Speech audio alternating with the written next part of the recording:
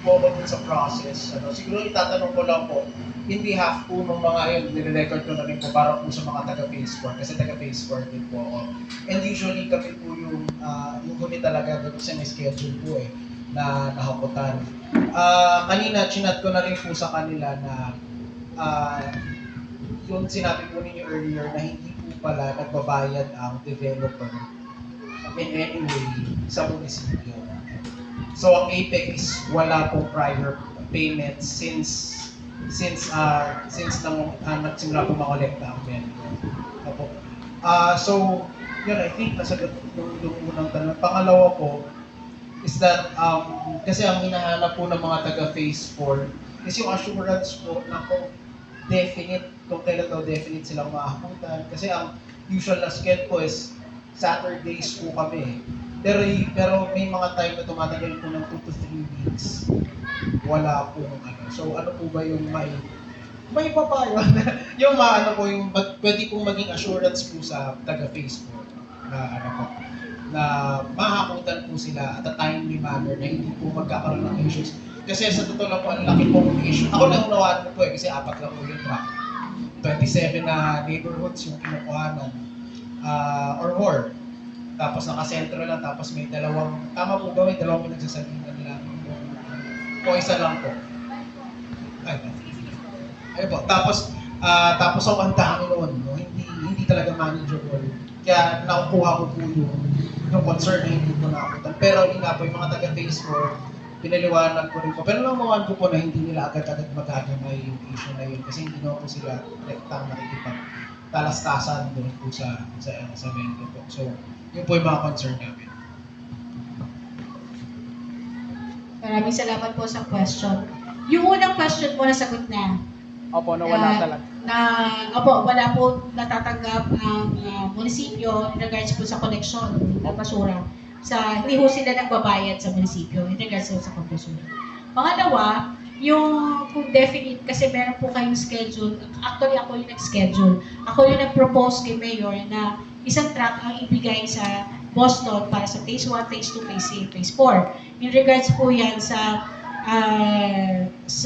mapa na tinignan namin sa buong Boston. Kaya nalaman namin na hindi kakayanin talaga na buong Boston 2 araw lang. Kaya binigyan po namin na para at least medyo pahinga. So sa Phase 4, sabi nga kapag huli, latak na lang. Kapag huli, yun po yung medyo nagiging problem po. From the very start na sila mag-start ng kanilang trabaho ng Monday hanggang Sabado, hanggang Monday hanggang Saturday.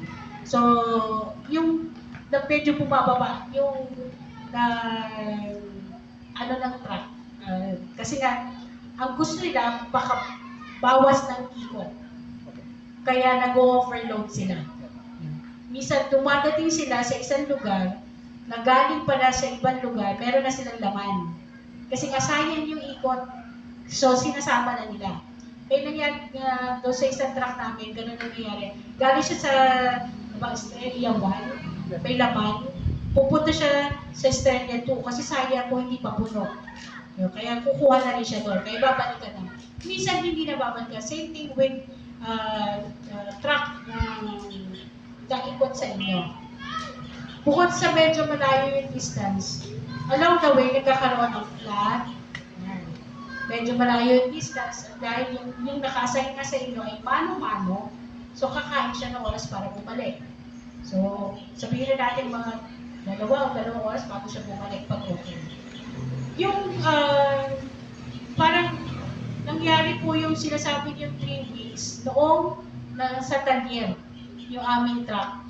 Wala rin po kaming maibigay na truck kasi hindi kakayanin, napakababa po. Sinervey po namin yung mga kawad. Mataas po yung truck na dadaan.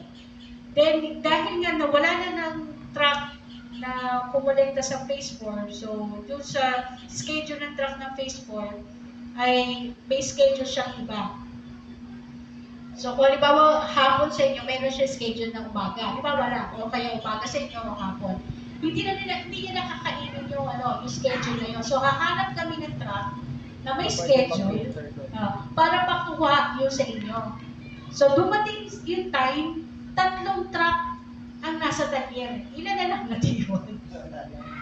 Nangyari po yan na sunod-sunod sila na bukod sa meron na kami, nakabili na kami ng mga gulong, pero ang problema po ay yung travel kasi nagkakaroon ng problema ang truck.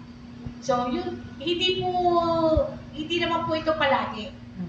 Dumadating sa time na sisiraan po. Katulad ngayon po, ang truck na nakasay dito, winelding yung gilid, yung side disc kasi bumaksak po siya.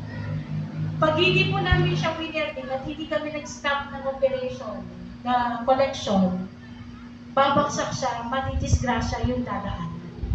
So pag nag-stop na operation, ang pag-ikot, yung mobilization nila sa isang lugar, kain na po lahat ng Opo, schedule. tuloy-tuloy na.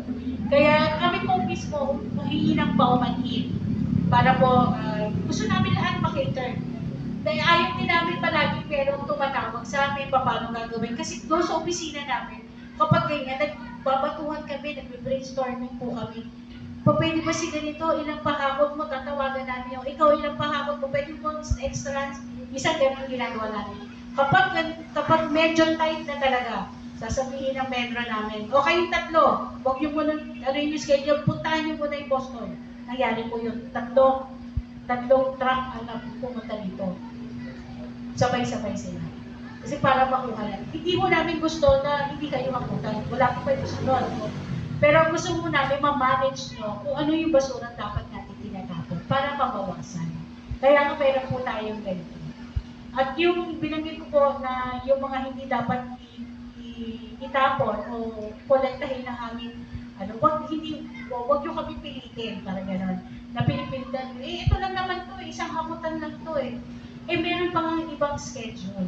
Yun po yung sinasabi namin, may ibang schedule pa, saka hindi naman po talaga siya for collection.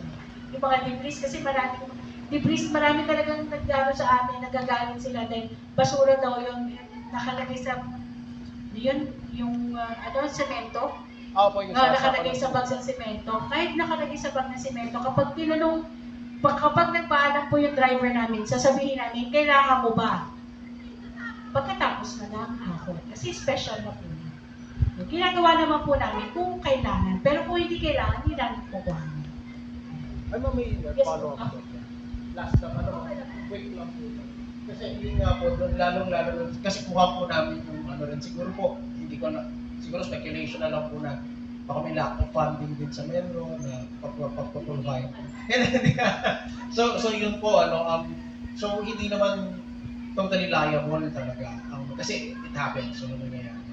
Pero dun po sa, sa unang concern na in-raise ko po kanina, do you recommend po, kasi malaking question po ito sa mga taga-Phase 1, do you recommend po na yung pagbabayad po ng garbage collection is mapunta solely po sa COA? Dapat ganun po ba yung sistema? Since hindi po nagbabayad hindi po pala nagbabayad ng APEC. Kasi yun po yung impression namin taga-Phase 4, na APEC po nagbabayad sa garbage collection.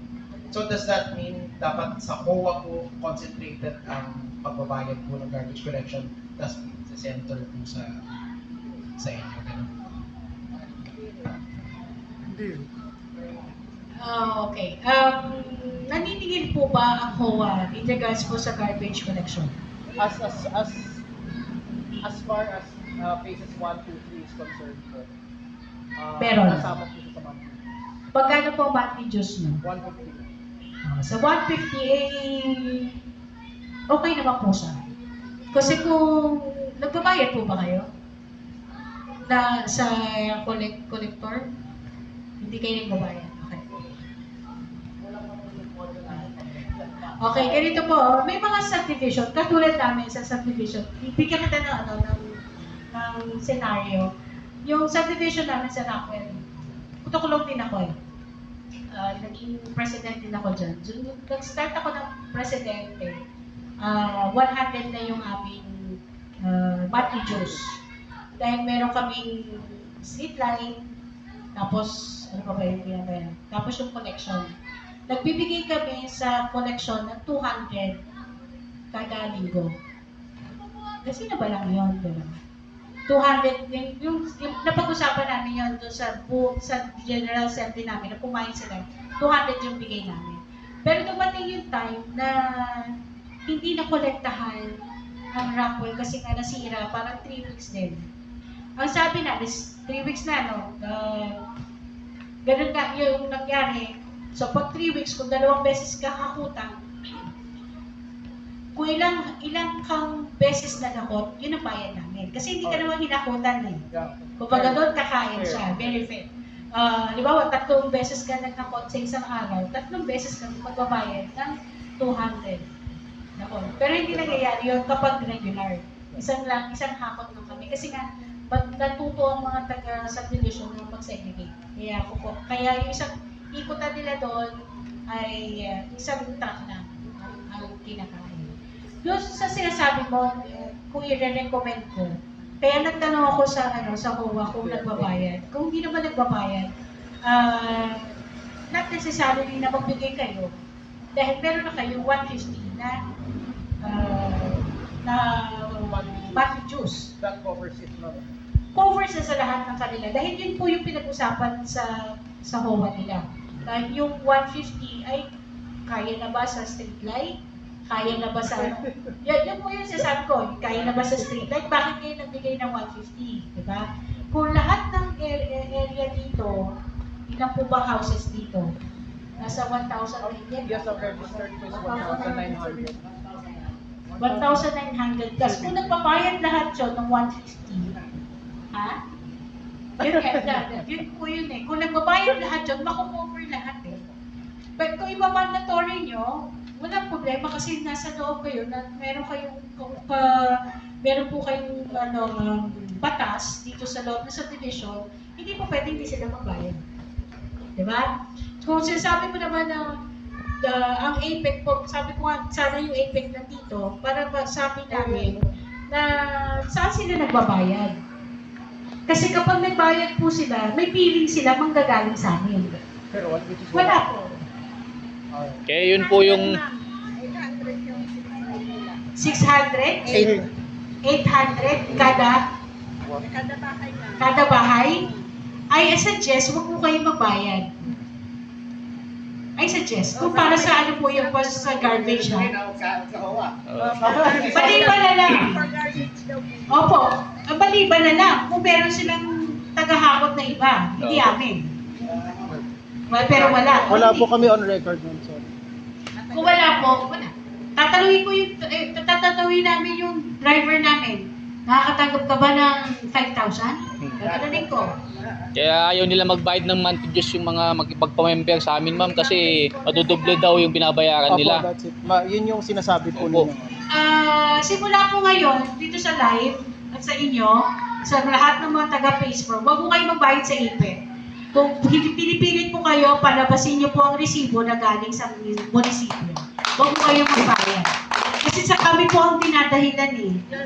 I see. Ang sarap namang harapin. Di ba? Ako si Jojo, hindi para anuhin nila ang metro kasi hindi kumikibo ang metro. Pero sa totoo lang po, marami naman hindi lang naman kayo ang naging dinahilan kami. Hindi lang kayo. Pero iba sa division na na-confront na rin naman namin. Pero I suggest, kung kayo magbayad, hingan nyo sila. Kakayanin nyo po ba humarap sa kanila? Oh, yes. Okay. Ipapakita nyo po itong live na to para makita nyo, malaman po nila na nakarating sa amin na naniningil po kayo. Ngayon, kung kailangan nyo po ng certification, kaya po namin gawin, kaya namin sa HOA, na wala kami natatanggap na bayad na mula sa IPE. Babalik po lang. Thank you, ma'am. Thank you po. Ang laki pong bagay. I think nasagot, satisfied na.